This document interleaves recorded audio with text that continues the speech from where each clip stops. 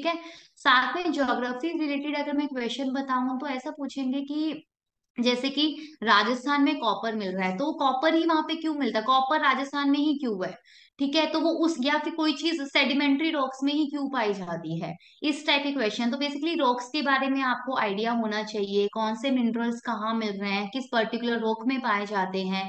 अगर एक मिनरल एक पर्टिकुलर रॉक में मिल रहा है तो उसका रीजन क्या है, मिल तो रहा है वो हमें पता है, वो फैक्ट है, लेकिन उसका रीजन क्या है, उसके पीछे की बात क्या है, कि ऐसा क्यों है कि ये चीज यहाँ पाई जाती है। तो इस टाइप के क्वेश्चंस पूछे जाते हैं। तो रॉक्स के बारे में आपको आइडिया होना चाहिए, मिनरल्स डिस्ट्रीब्यूशन के बारे में आपको आइडिया होना चाहिए, इंडिया में कहाँ क्या है, सॉइल्स का आइडिया होना चाहिए। तो कुछ कुछ ये बेसिक पार्ट, तो ये बेसिकली इलेवेंथ की एनसीईआरटी की बुक है, 11 12 की। अगर हम ज्योग्राफी की वो बुक भी अगर हम देख लेते हैं, छोटी सी पतली सी बुक होती है, ज्यादा वो नहीं है, 11th की है वो शायद, जिसमें ये सब चीजें हैं। तो उसको एक बार देख लेना। ठीक है, ज्योग्राफी के लिए हम देख सकते हैं उसको। इसके अलावा तो बेसिक आपका इंट्रोडक्शन होता है। एंड अगर आप पीएचडी में हो, फिर आप जीएसआई का एग्जाम दे रहे हो, तो ऑब्वियस सी बात है कि आपके रिसर्च के बारे में आपसे पूछा जाएगा, आप क्या काम करते हैं, जो भी उसके बारे में मतलब आपको अच्छे से पढ़ के जाना है।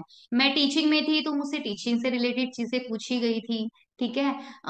तो जैसे कि उस टाइम कोविड आया था, तो कोरोना में एकदम से ऑफलाइन से हम ऑनलाइन टीचिंग में स्विच किए, तो उसके बारे में उन्होंने मुझसे पूछा कि क्या मतलब बेनिफिट्स हैं ऑनलाइन ऑफलाइन टीचिंग के, मतलब किसके मतलब प्रोज एंड कॉन्स क्या है दोनों चीजों के। तो डिपेंड करता है कि आपका बैकग्राउंड क्या आपका है, तो बैकग्राउंड जो है। भी आपका बैकग्राउंड है उससे रिलेटेड आपसे क्वेश्चन जरूर पूछेंगे। तो जो भी आपके आप जो कर रहे हैं उसके बारे में आपको वेल अवेयर होना चाहिए। अगर आप अपने डेफ में लिखते हैं कि आपको डांस बहुत पसंद है या आपको नॉवेल्स पढ़ना बहुत पसंद है, तो आपसे उससे रिलेटेड क्वेश्चन भी पूछ लेंगे कि कौन सी नॉवल पढ़ते हैं, आप इस ऑथर का नाम बताइए, इस ऑथर को कभी अवार्ड मिला है क्या, ऐसे क्वेश्चन भी पूछ सकते हैं वो आपसे। तो आप अपने डेफ को जो डिटेल्ड एप्लीकेशन फॉर्म हम फिल करते हैं ना, उसको आपको बहुत ही अच्छे से सोच समझ के फिल करना होता है, बिकॉज जो भी आप उसमें लिख रहे हैं ना, वो उसमें से लिखा हुआ आपसे कुछ भी पूछ सकते हैं।